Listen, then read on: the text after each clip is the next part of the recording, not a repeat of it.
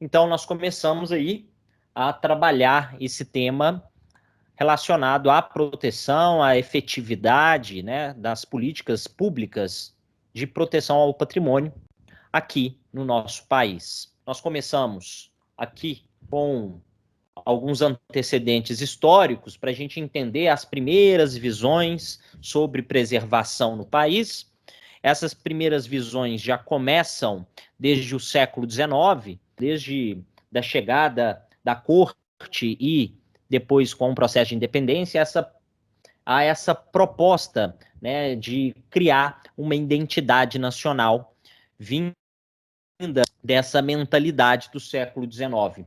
Então, vai surgir no século XIX algumas instituições que vão propor o resgate de uma memória e a criação de uma identidade do povo brasileiro, e juntamente com essas instituições, algumas contribuições, né, que essas instituições darão. É nesse período do século XIX que também surge outras visões que vão bater de frente com a visão preservacionista. Então vamos lá.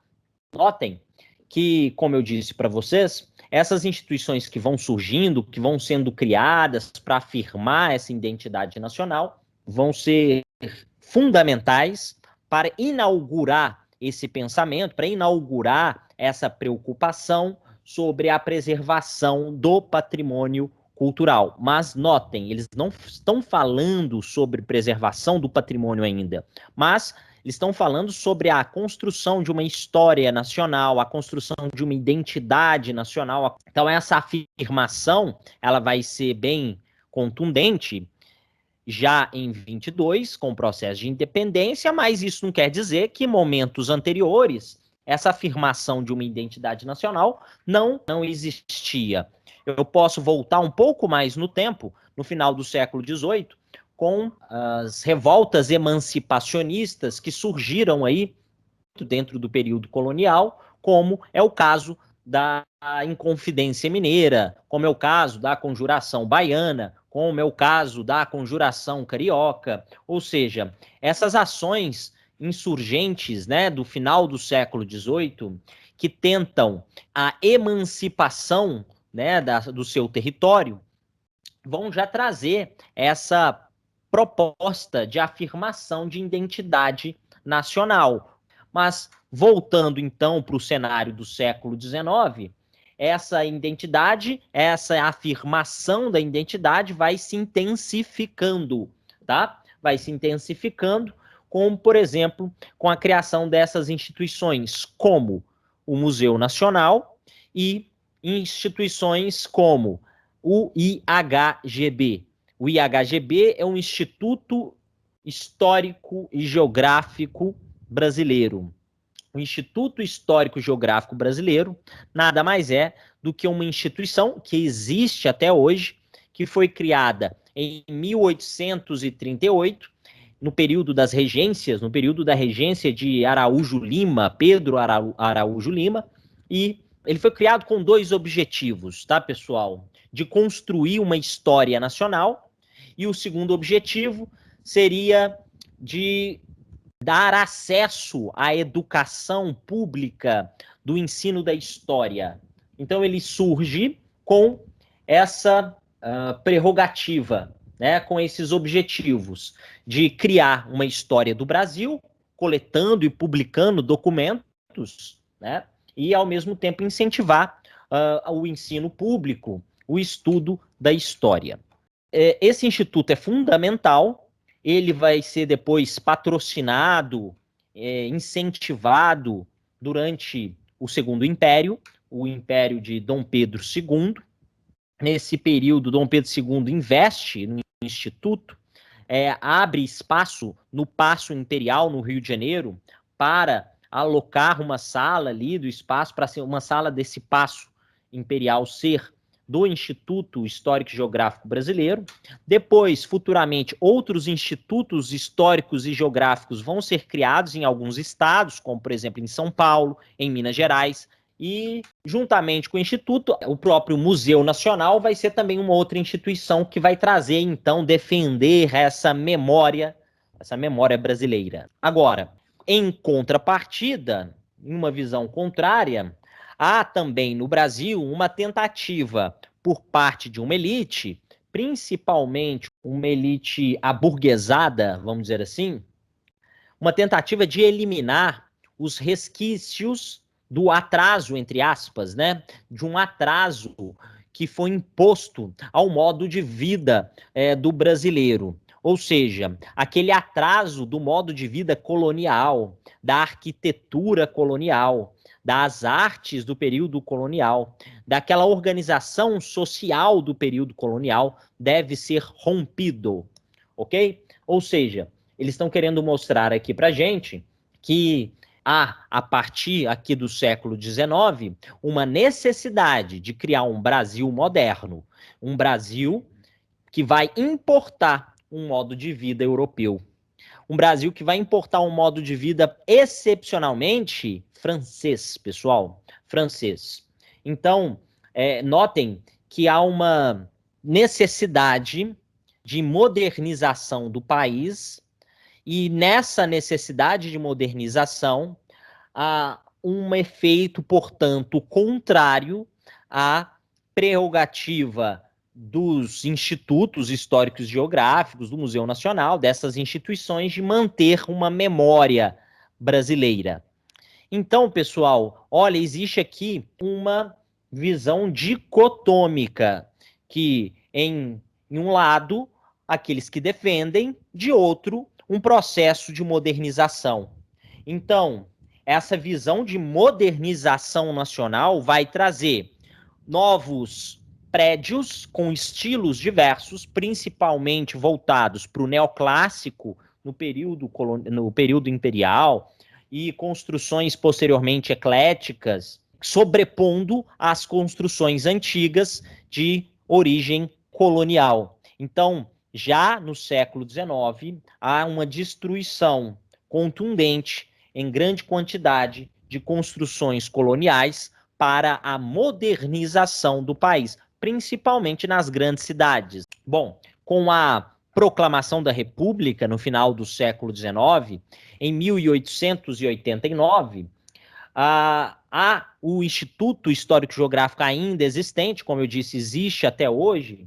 Esses institutos vão trabalhando, né, para formar, para construir, então, uma história que vai defender o mito da formação, o mito da fundação do Brasil. Prestem atenção, quando eu falo mito, é porque hoje, pessoal, na historiografia, nós sabemos que nós devemos desconstruir essa fundação de fachada, forjada, criada.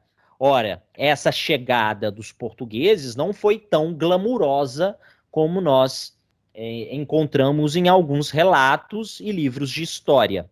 Bom, então eu posso dizer que já existia uma terra habitada aqui por indígenas, por várias nações, povos indígenas. Eu posso dizer que já existe um Brasil antes dos europeus, ocupado por povos nativos, por ameríndios, né? Mas o que eu tenho que mostrar para vocês aqui, que desde o período dessa proclamação da República Brasileira, há uma necessidade, pessoal, de criar essa história, de construir, de forjar essa história para o Brasil, de criar uma nacionalidade, de criar uma história para o povo, de construir uma memória, de desenvolver essa identidade do povo brasileiro e, é claro, desenvolver essa identidade a partir dessa visão eurocêntrica, né, de domínio do europeu, de controle do europeu, do homem branco, etc. Então, existe essa visão eurocêntrica de valorização lusitana dos portugueses em detrimento da cultura africana, da cultura indígena. E, por fim, pessoal, é nesse período da proclamação da República, que era governada por militares na época, né, na República da Espada, com o Marechal Deodoro da Fonseca, depois o Floriano Peixoto. É neste período que eles vão criar também os heróis da nação, que eles vão discutir as figuras heróicas da nação.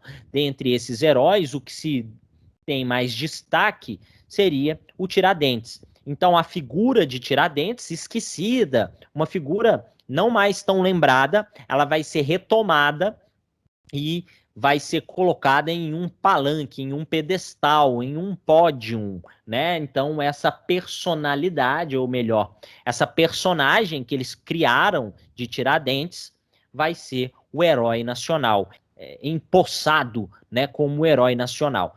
Agora, nós temos aqui o século XX como já um momento de mudança, né?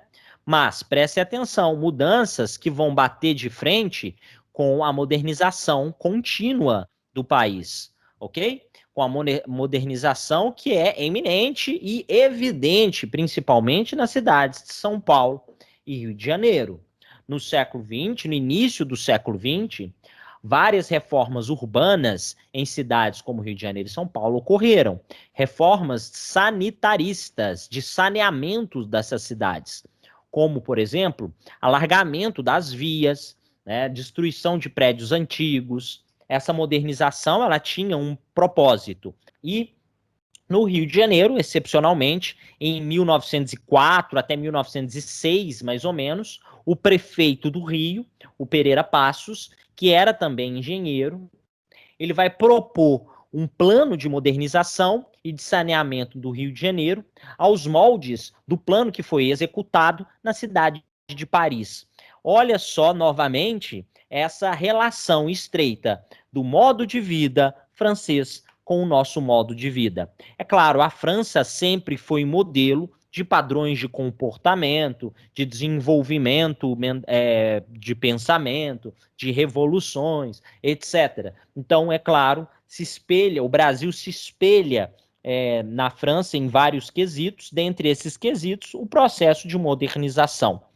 Então, nós temos aqui o Barão de Haussmann, que era uma espécie de urbanista que vai apresentar um modelo para Paris, que foi adaptado e foi implementado na cidade de Paris, que eu vou mostrar para vocês, da mesma forma, seguindo esse padrão de alargamento das vias, construção de modernização dos prédios, o Rio de Janeiro também vai fazer com Pereira Passos. É o próprio Pereira Passos, por exemplo, que vai lançar um concurso para a construção do Teatro Municipal do Rio de Janeiro. E o modelo do Teatro Municipal do Rio de Janeiro foi inspirado num modelo da Ópera Garnier, lá da cidade de Paris. Era um prédio de estilo eclético que vai servir de inspiração, de modelo para o Teatro Municipal. E não só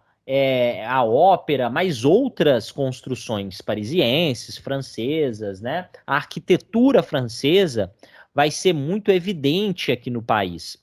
Então, muitas construções que vão sendo realizadas nessa época vão seguir o modelo arquitetônico francês, o estilo arquitetônico da época, que era o estilo eclético, o estilo do Art Nouveau posteriormente, enfim. Então, essa modernização seguindo esse padrão, esse estilo europeu, excepcionalmente esse estilo francês. O próprio Pereira Passos também vai chamar o médico sanitarista Oswaldo Cruz para também, naquela mesma época, fazer a sua política sanitarista de vacinação. Então, notem aí ao fundo, Avenida Central, como que ela foi alargada nessa época e já prédios novos sendo construídos, né? Nessa fotografia dá para mostrar isso de uma maneira bem clara. Então, esses novos prédios de modelo eclético traz um cenário mais aburguesado, moderno, de embelezamento, seguindo um status burguês. Aqui, novamente, uma outra fotografia da mesma Avenida Central do Rio de Janeiro. Notem os canteiros centrais, né, com postes de iluminação e os prédios aí a modelo de arquitetura eclética, com traços neoclássicos, etc. Aqui, o projeto desenvolvido pelo Barão de Haussmann e que traz essa modernização e alargamento das vias da cidade de Paris, né? Então, nessa fotografia fica muito bem claro essa proposta que foi desenvolvida na cidade de Paris. E aqui, a Avenida Central do Rio de Janeiro, novamente, do seu lado direito, e do seu lado esquerdo, uma avenida de Paris. Aqui, pessoal, o Teatro Municipal do Rio de Janeiro, que, como eu disse para vocês, segue como modelo os traços da Ópera Garnier, que é este aqui. A cidade de São Paulo também não foi diferente, houve também modernização da mesma. A influência francesa também é notável, não só francesa, mas uma influência alemã, uma influência italiana, né? E essa alta classe, né, que vai se desenvolvendo devido a essa riqueza do café, vai começar a reproduzir hábitos também de padrão francês. E não só a construção francesa, porque, por exemplo, os grandes fazendeiros vão enviar filhos para estudar na França, as mulheres de São Paulo vão imitar a moda francesa, vestindo roupas de seda, de alta costura, usar luva, leque, chapéu com pluma, até, por exemplo, as corridas de cavalo, os cinemas, os teatros, vão surgindo aí como elementos da alta society paulista. Vão demolindo construções coloniais e construindo grandes construções afrancesadas, com platibandas, construções com mansardas. Isso aí é um padrão francês, o estilo eclético vai ser utilizado aqui também, como é o caso do Palácio de Campos Elíseos. Mas é a partir de 1910, principalmente a partir de uma conferência que acontece em 1914, 1915, que as coisas mudam um pouco. Nós temos ao fundo a fotografia de Ricardo Severo, um engenheiro português que vem ao Brasil, pertence a uma geração de intelectuais, vai ser o nome das mudanças com relação à preservação da história material, principalmente da arquitetura do Brasil. Ricardo Severo, por ser engenheiro, se debruça nos estudos de arquitetura e engenharia. Mas tem uma outra questão. Nessa época, vários intelectuais se apegaram nessa construção da identidade do Brasil. Eu mostrei para vocês que o início da República, lá no final do século XIX, vão ser construídos mitos de fundação do Brasil, livros e livros vão sendo publicados sobre a história do Brasil, surge historiadores e sociólogos que vão trazer aí suas contribuições para a formação dessa identidade. E o Ricardo Severo, da mesma forma, quer construir essa identidade a partir do resgate das raízes nacionais da arte. Assim, ele vai se debruçar na arte colonial, que seria, né, a arquitetura. Então, a arquitetura seria escolhida aí por Ricardo Severo, claro, por ser engenheiro e tudo mais, como a arte que traria essa identidade para o povo brasileiro. Mas que arquitetura é essa? Nessas conferências, ele vai expor as suas ideias e vai dizer, olha, qual é a arte tradicional do país? Olha que nós estamos vivendo aqui, pessoal, em 1914, num período que nasce juntamente com isso os modernistas. Lembrem-se lá da Semana da Arte Moderna, que acontece anos depois, em 1922. E o próprio Ricardo Severo, para trazer essa visão moderna, vai dizer: pessoal, nós precisamos de pensar o Brasil como o brasileiro. Então, qual é a arte tradicional brasileira? Ou melhor, nós podemos resgatar a nacionalidade e a identidade do povo brasileiro em qual arte? Ora, na arquitetura. E qual arquitetura? Ora, na arquitetura colonial. Na arquitetura colonial, onde ainda no início do século XX, existia uma grande gama de exemplares do século XVII, do século XVIII, de pé né? E alguns do século XIX também, mas ainda de pé, que traduz essa arquitetura colonial, que apresenta essa arquitetura colonial para o povo brasileiro. Então, ele vai falar que a arte tradicional encontra-se nessa origem colonial, na originalidade do povo brasileiro de construir a sua própria morada, na simplicidade da arquitetura colonial, na humildade e singela construção colonial. É nessa originalidade da construção feita pelo próprio povo, feita de maneira singela, feita de maneira simples, com formas e elementos simplificados, rudimentares, humildes, né? Que nós vamos entender a identidade do povo brasileiro. É nessa arte, portanto, tradicional, ou seja, nessa arquitetura de origem colonial, que nós podemos entender a nossa nacionalidade. É isso que o Ricardo Severo está propondo no seu discurso. E aqui ele vai dizer, de uma maneira muito clara, de uma maneira muito translúcida, que a arquitetura colonial é a expressão da nação. Ela é a arte com alto grau de caráter social, ou seja, ele está mostrando que a arquitetura colonial, por ser construída, feita pelo povo, é a tradução da própria nacionalidade. Então, ele vai mostrar, olha, os mesmos traços simples, singelos, que nós encontramos nas casas do brasileiro, nas residências do brasileiro, nós encontramos também nos templos religiosos do Brasil, lá do período colonial. A mesma janela, a mesma forma de construção, o mesmo material construtivo.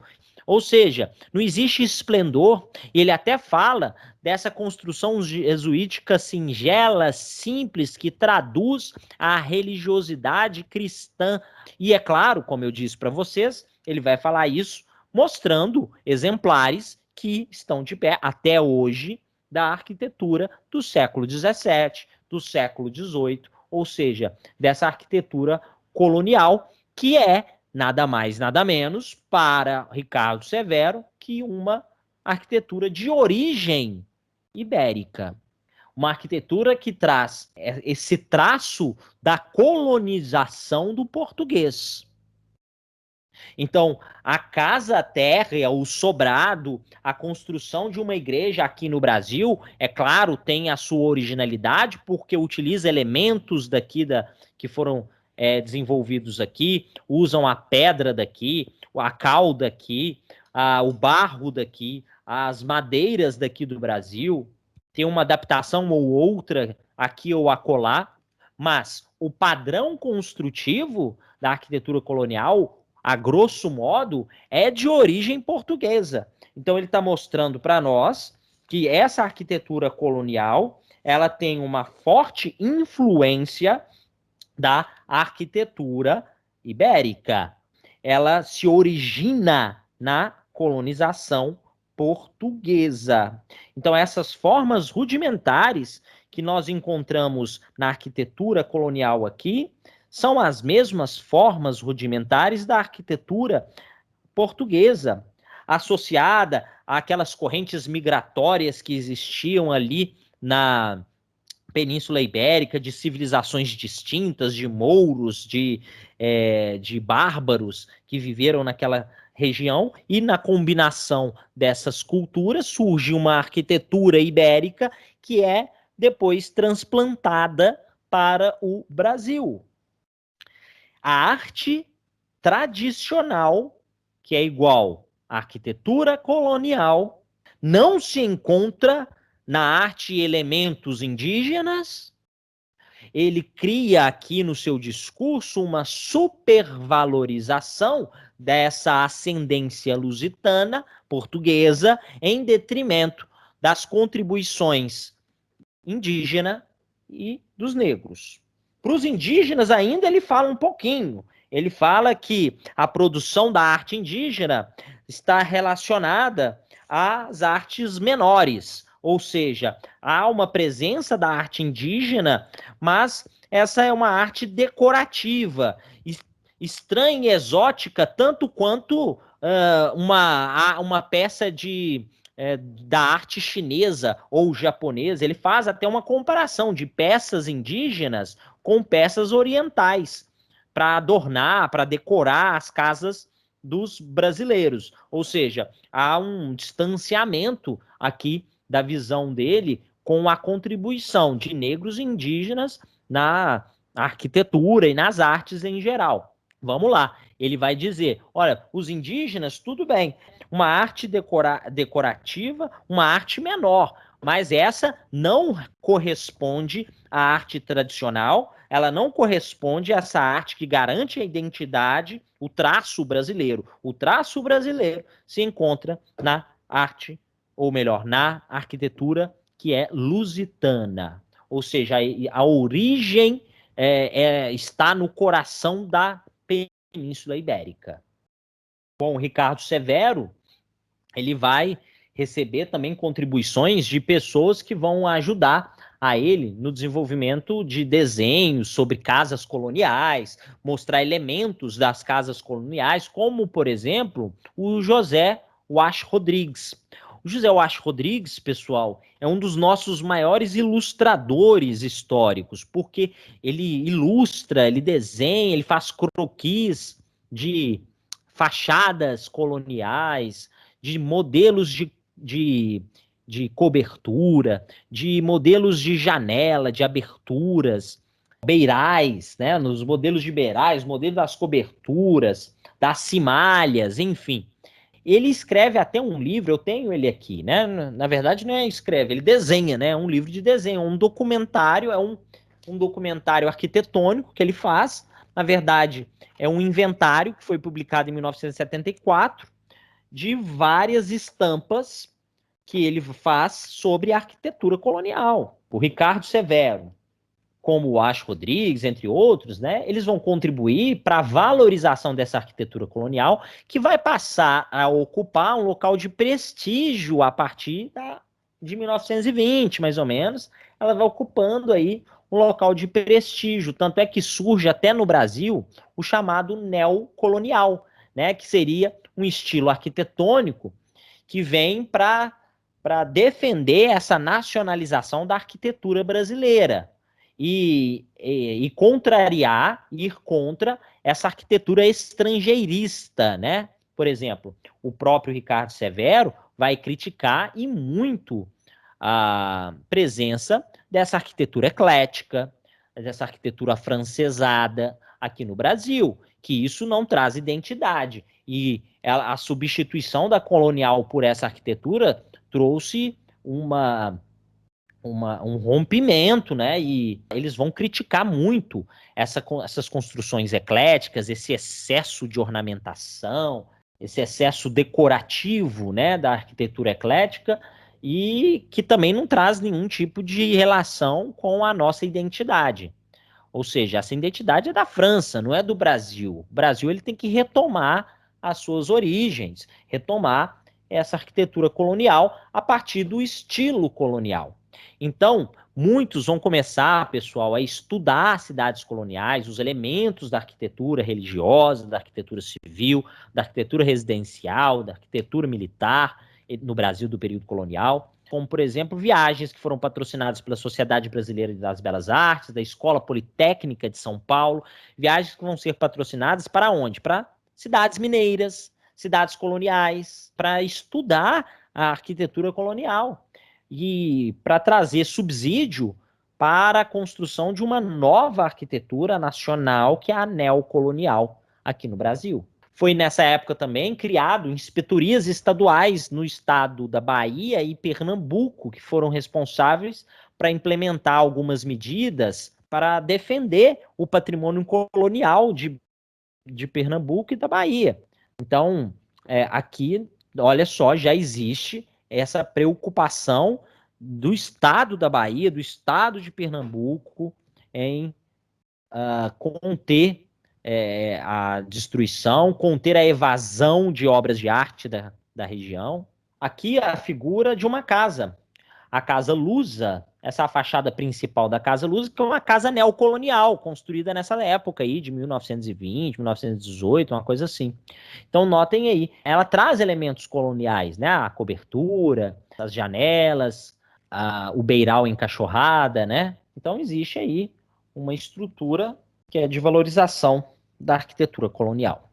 Bom, pessoal, é assim que no universo ali dos modernistas, para a valorização e construção da identidade pela arte, nessa proposta vanguardista, né, dos modernistas, que surgem na poesia, surgem no teatro, surge nas belas artes, né, na pintura, na escultura, na literatura, nomes importantes, e dentre esses modernistas nós encontramos Mário de Andrade, autor de Macunaíma, Mário de Andrade, que é um grande escritor, um grande poeta e um grande intelectual. A fotografia ao fundo, uma fotografia de Mário de Andrade, e ele foi um dos principais responsáveis para trazer esse esclarecimento ao governo de Vargas, de 1930 a 1945, foi essa era Vargas, né? Mas aí nos primeiros anos, em 36, 35, ele vai trazer ao conhecimento de Vargas essa necessidade de criar uma legislação de proteção ao patrimônio cultural na esfera nacional. Então, na era Vargas, que surge essa legislação de proteção ao patrimônio cultural em âmbito nacional.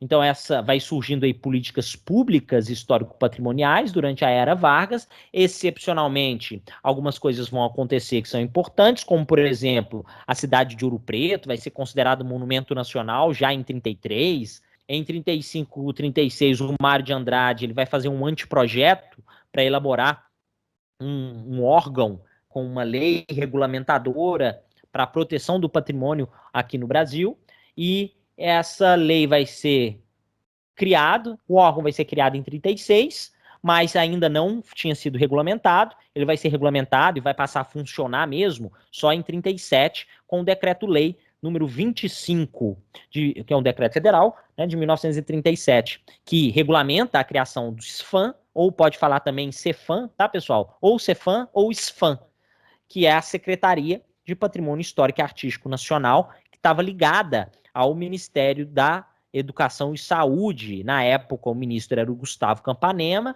Então, aqui na fotografia ao fundo, nós temos ao seu lado direito o Rodrigo Melo Franco de Andrade, o primeiro, né, diretor do SFAM. Depois, ao centro sorridente, o Mário de Andrade.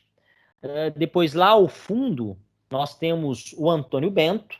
E aqui, baixinho, aí na frente, Cândido Portinari. O Cândido Portinari estava fazendo uma exposição, chama o pessoal, né, para essa exposição no Palácio Hotel no Rio de Janeiro, em 1936, um ano antes da criação aí do Cefam. Bom, pessoal, então olha só a importância, né, desses nomes na valorização da arquitetura e do patrimônio cultural como um todo. Olha só, esse projeto, né, agrupava 8 categorias de arte. Essas 8 categorias do projeto do Mário de Andrade vai ser inseridas depois naquele decreto-lei, o decreto-lei 25, mas nem tudo que o Mário de Andrade propôs no seu anteprojeto vai ser concretizado com a criação do Cefam. Mas as categorias que foram criadas no Brasil sobre patrimônio histórico e artístico seria patrimônio histórico e artístico arqueológico, ameríndio, popular, histórico, erudito nacional, erudito estrangeiro, as artes aplicadas nacionais e aplicadas estrangeiras. O Cefam vai trazer, então, o seu primeiro conceito do que seria patrimônio histórico artístico nacional.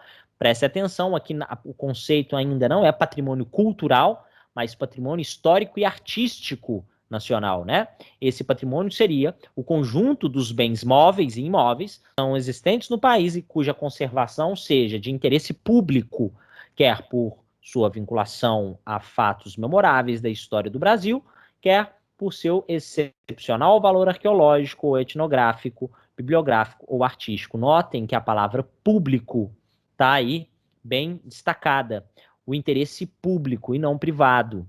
Então, notem, pessoal, que ainda essa visão é um tanto quanto ainda embrionária, porque a conservação não é só de interesse público, mas de interesse da população, de interesse privado, de interesse de todos. Mas aqui ainda uma noção mais menos abrangente, né, sobre a proteção do patrimônio. Ou seja, aqui o Estado ele toma toda a responsabilidade de proteger, preservar, conservar, restaurar o patrimônio histórico e artístico nacional, não deixando essa responsabilidade para o povo. A gente vai ver que em 1988, com a nova Constituição, isso muda, né?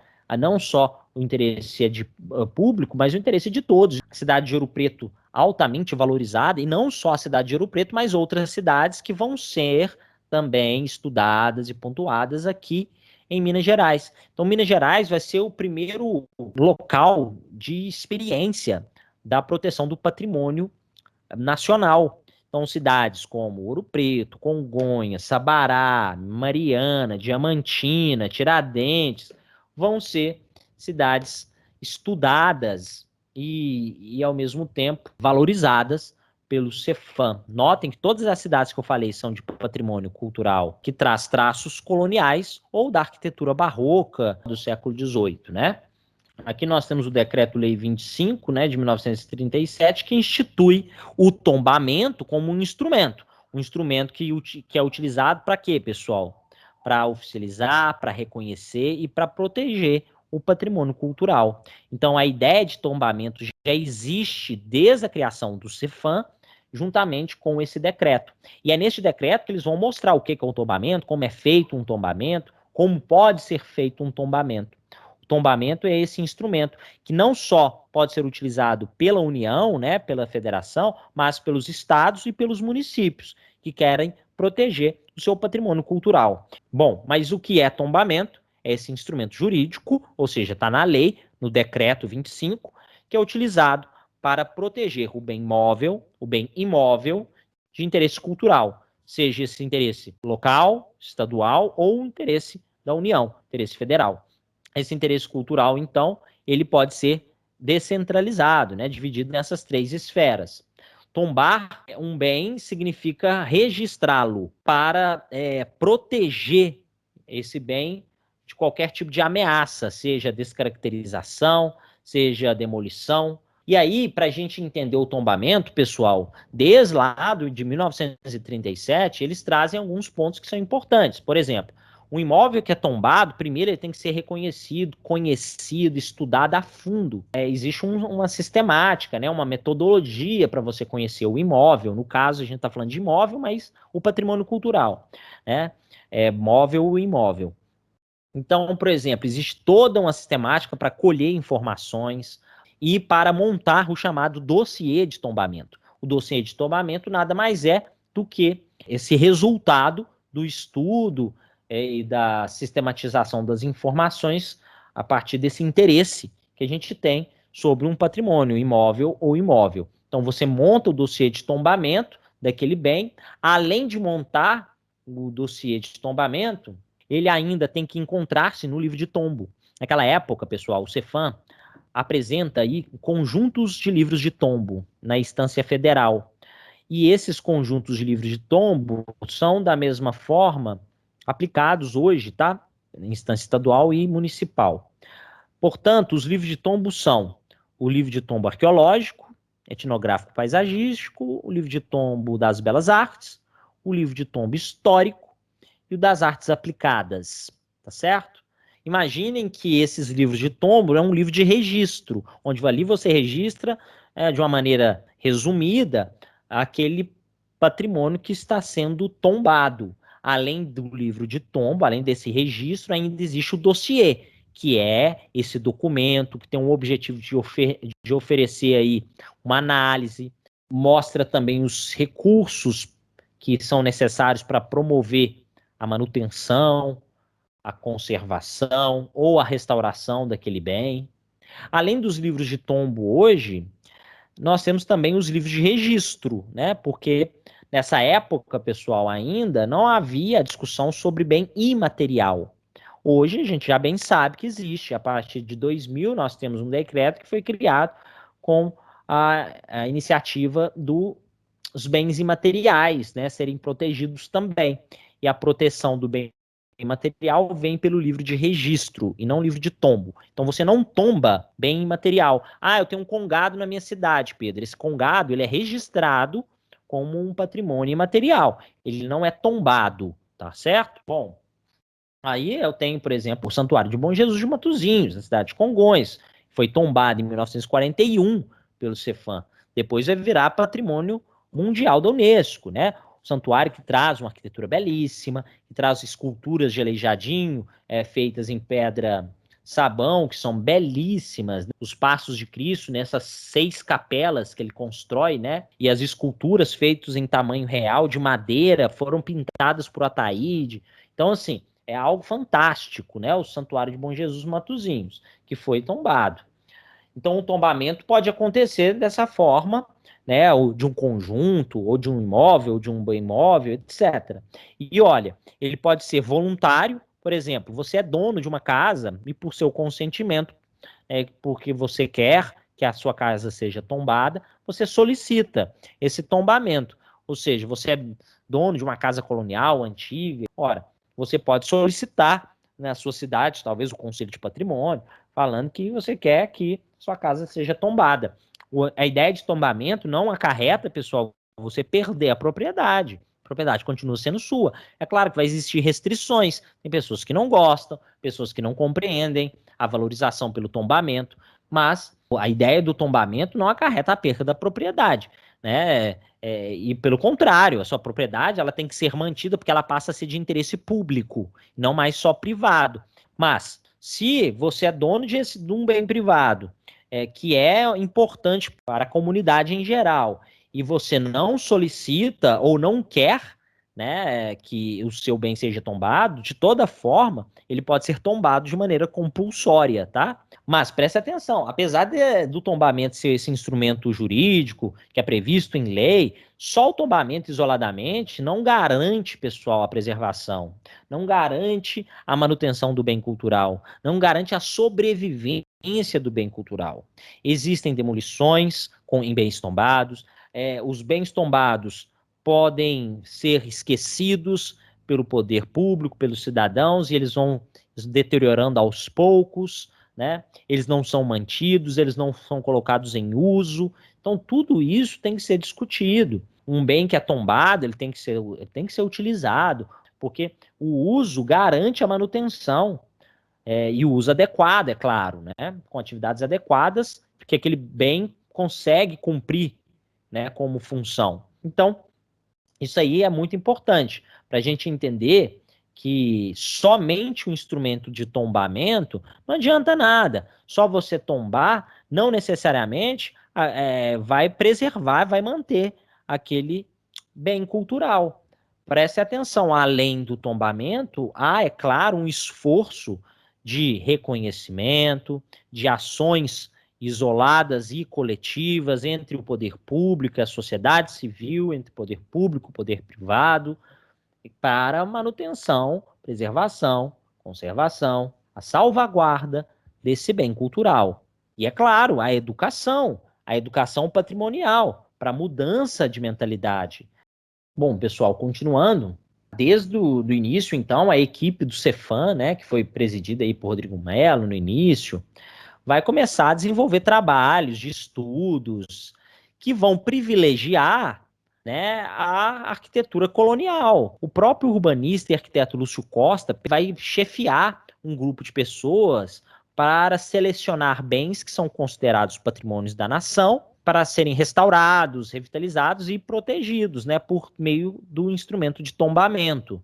Então, alguns monumentos vão de maneira privilegiada, serem escolhidos primeiro. Aqueles que têm mais representatividade, excepcionalidade para a história do Brasil vão sendo selecionados primeiramente. É claro que existe toda uma discussão, pessoal, hoje, de que eles tinham supervalorizado, né, a arquitetura colonial e a arquitetura barroca em detrimento de outras, né? Mas, mesmo assim, já é o início. A imagem ao fundo aí é uma fotografia de Lúcio Costa, e junto com a sua equipe veio empreender uma série de viagens no interior do país, principalmente na região de Minas também, onde que eles vão encontrar aí as joias perdidas da arquitetura colonial.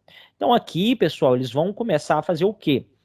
Eles vão selecionar, tombar e vão começar a restaurar alguns imóveis. Muitas ruínas foram restauradas, seguindo aí a Carta de Atenas de 1931. Mas, pessoal, eles vão pecar no excesso da restauração. E aí, nesse processo de restaurar mais do que conservar, já contraria um pouco a Carta de Atenas, e forjando, né, uma identidade homogênea da arquitetura colonial. Então, é a partir desses trabalhos que começam aí já em 37, 38, 1940, que o interesse pela história da arquitetura brasileira vai ganhando mais força, mais foco, e, ao mesmo tempo, um diálogo existente entre a arquitetura colonial e a arquitetura moderna, pessoal.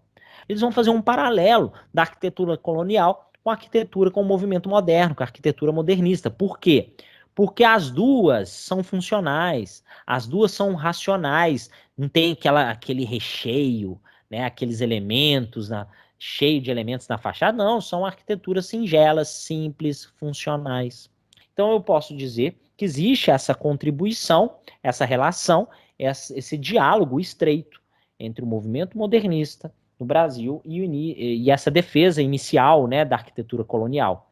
Pessoal, eu estou chegando ao fim. O Cefam é um órgão que vai mudar de nome durante todo esse período do século XX. Em 1946, a secretaria ela foi transformada em um departamento, chamado Departamento do Patrimônio Histórico e Artístico Nacional, também ligado ao Ministério.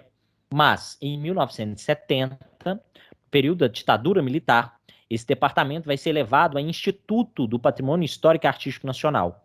Ou seja, com a elevação a instituto, ele ganha uma autonomia, se transforma em uma autarquia que estava ligada ao Ministério da Cultura. E no final da década de 70, esse instituto vai ser novamente reformulado. Ele vai ser dividido em dois órgãos. Então ele vai fechar, na verdade. Isso acontece, pessoal, com as mudanças da presidência da República, tá? E mudanças de concepção com relação à atuação destes órgãos de proteção do patrimônio. O Instituto IPHAN vai ser remodelado e se transforma em dois órgãos. Um órgão executivo, que seria a Fundação Nacional Pro Memória, e um órgão normativo, que seria novamente o Cefam. Então, novamente, o nome Cefam aparece aqui como órgão normativo, mas um outro órgão chamado Fundação Nacional Pro Memória como executivo, ou seja, aquele que executa as ações apresentadas, propostas pelo Cefam. E em 1990, esses dois órgãos novamente se fundem em um único instituto conhecido como Instituto Brasileiro do Patrimônio Cultural. Vai ficar por pouco tempo com esse nome, na década de 90, já depois processo de redemocratização, voltando a ser chamado de IPHAN, tá? Então, hoje, continuamos com o nome IPHAN, Instituto do Patrimônio Histórico e Artístico Nacional, que é uma autarquia, como eu disse, vinculada não mais ao Ministério da Cultura, porque o Ministério da Cultura foi suprimido, e hoje ele está vinculado ao Ministério da Cidadania, que é um superministério, né? Essa autarquia tem a sua presidência, os seus membros, existem um corpo de funcionários, e ela funciona também nos estados. Ou seja, em algumas cidades históricas, cidades importantes, nós encontramos departamentos do IPHAN, setores técnicos, escritórios técnicos do IPHAN, localizados em algumas cidades históricas. Por exemplo, na cidade de Tiradentes, a gente tem um departamento do IPHAN, nós temos também na cidade de Ouro Preto, enfim, Em cidades históricas, nós encontramos alguns desses departamentos. E também nós temos superintendências em cada estado brasileiro. Por exemplo, na cidade de Belo Horizonte, nós temos a superintendência do IPHAN. E, além disso, dentro desse processo de descentralização do patrimônio cultural, que vem com a Constituição de 88, nesse processo de descentralização, surge aí os órgãos estaduais de proteção do patrimônio, né? Como, por exemplo, o IEFA. Então, olha só, nós temos essa descentralização, o município, o Estado, a União, eles vão aparecer como entes responsáveis na proteção do patrimônio, mas dentro de uma democracia participativa, tanto o poder público quanto a sociedade civil aparecem como responsáveis também na defesa do patrimônio cultural. Bom, pessoal, e aí a nova Constituição traz uma reformulação do conceito de patrimônio cultural no Brasil, do artigo 216, e o que seriam os bens de natureza material e imaterial, que são tomados coletivamente ou individualmente, que podem ser formas de expressão, modos de criar e fazer e viver, criações científicas, artísticas e tecnológicas, obras e objetos, documentos, edificações e demais espaços destinados a manifestações culturais, conjuntos urbanos e sítios de valor histórico, paisagístico, artístico, arqueológico, paleontológico, ecológico e científico. E também, é claro, a partir do decreto de 3.551, a ideia do patrimônio intangível, né? Ou não tangível, que é o patrimônio material, que vai ordenar aí também os livros de registro, que eu estava falando para vocês. O livro dos saberes, das celebrações, das formas de expressão, o livro dos lugares, que está dentro da proposta do patrimônio imaterial, ou seja, uma ampliação, né, da noção de patrimônio cultural, um adensamento da noção de patrimônio cultural com esse decreto. Bom, pessoal, por hoje é só, nós ficamos por aqui e até o nosso próximo encontro. Muito obrigado.